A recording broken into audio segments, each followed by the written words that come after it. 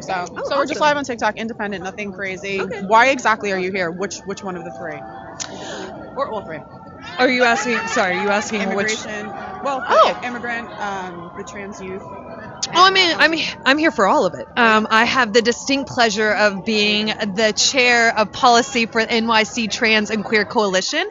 So I think policy is the foundation of all things. When we think about needing budget wins from all of our asks, from our $15 million for immigration, for a $10 million increase for trans equity, for making sure that gender affirming care gets met, all of those things really make the impact for New Yorkers as a whole, which is what trans and queer people are. We're all just New Yorkers trying to get by with our mental health and our housing and just making sure that we have all the ways to thrive.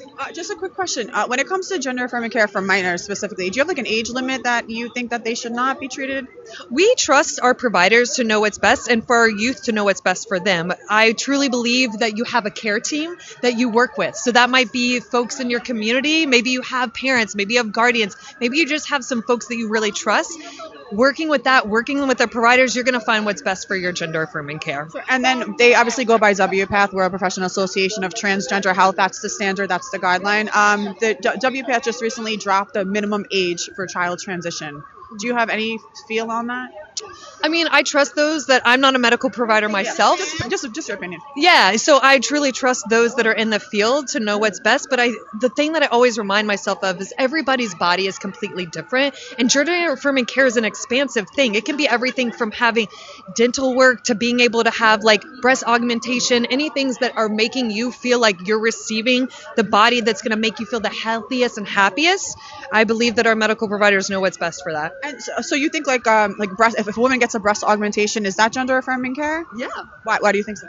Definitely. I think anything that deals with the body and making sure that your body feels the most comfortable for you. So things like that, we think about people that have had their chest expand in sizes that they aren't comfortable with, that hurts their body, that hurts their back. Things like that are going to really help people feel literally the safest in their body. Which is are you part of the community?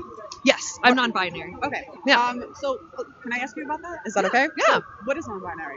I know what it is, but what is it from you? Yeah, for me, being non-binary means that I'm allowed to ebb and flow between my genders. I do not feel tied to one gender. So what it means is I get to wake up every day feeling most like me. I don't want to feel tied to feeling like male or female. And I was actually born with like different chemical hormones in my body that allow me to maybe not fit the standard of what a woman is. And my whole life I was told, oh, you have too much testosterone, you have too much this. And for me, I finally have the language to be able to be like, hey, I get to be who I am, which for me is non-binary. So I would argue. So for me, I also wake up and kind of even flow back and forth, right? But yeah. I'm not non-binary. Yeah. I just wake up and I'm like, if I want to be more masculine, if I want to be more feminine, if I want to wear heels, I want to wear sneakers. But I don't need a label. Yeah. So I'm just kind of playing devil's advocate here. Like I'm just comfortable without the label, doing kind of like whatever the hell I want to do. Yeah. Why do you think you need the label? Like for me, it just helps me be able to understand more of like letting people know on the world how I'm able to ebb and flow, because for me, I find it really exhausting to every day be like, all right, today I'm feeling female, today I'm feeling male. So in my non-binariness, I get to be able to be whatever. Why not just go? Why not just wake up and just go however you feel without even thinking about it? Oh, I mean, I do. I'm existing right now in my non-binariness. I don't walk around every time I walk in a room saying my label. But if somebody asks, yes, I'm non-binary because I don't want to choose either side. I want to be able to flow freely. Just like you have the choice every day to be like, hey, I want to lean on this side. I want to lean on this side. It's just like how we all have a name. I'm using that to be able to say, hey, I am making this choice and my choice is to be able to flow freely. So non-binary allows me to do that. And last question, what age do you think kids know their gender? And what age do you think, well, it's a two-part question. What age do you think that they understand gender? And what age do you think that they could actually withdraw and say, hey, this gender isn't really fitting me?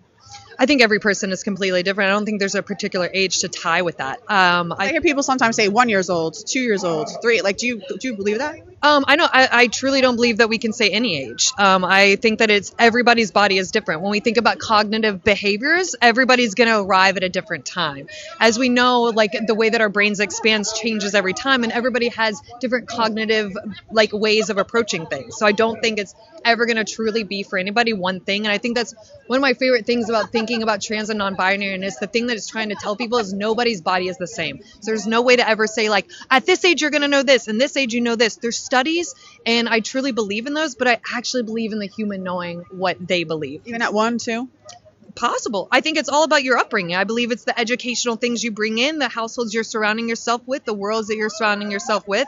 And again, one-year-old might not have the same cognitive impairment as the next 1-year-old. So I have a 1-year-old. Yeah.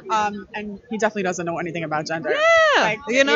he's just one. Yeah. He's just playing with his toys and throwing shit around, Yeah, and exactly. So, all right, I appreciate it. Thank you Yeah, so much. Thank you. I appreciate And it. what's this platform? I'm Viral Christie on TikTok. I'm just Okay. independent. I kind of I just interview people. We go around, we talk, we do women's rights, we do trans topics, yeah, like sex work. So I'm kind of here, like in the middle, just talking to people. Okay. All right, Cool. I appreciate Thank you.